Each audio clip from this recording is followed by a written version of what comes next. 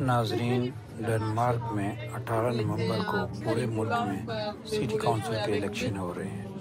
Denmark Copenhagen में नारेब्रो gate में सियासी पार्टियों ने अपने अपने कैंप्स लगाए हुए हैं, टोलियों की शक्ल में खड़े हैं। ये कई किलोमीटर पर मुहित ये कैंप लगे हुए हैं। फ्री करोने पार्टी जो आज़ाद ग्रीन पार्टी है, जिसके फोरमैन पाकिस्तानी मिसाल डैनिश सिकंदर सिद्दीकी, उनका भी कैंप था। उन्होंने भी कैंप लगाया हुआ था, अपनी कैंपेन कर रहे थे।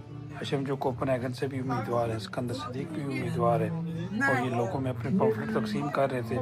कैंप में लोगों को मुफ्त चाट, समोसे, बिस्कुट, काफ़ी और पानी जो पेश किया जा रहा था, और लोग जोश इन चीज़ों की तरफ तवज्जो दे। इसराइल बॉयकॉट का बोर्ड भी था।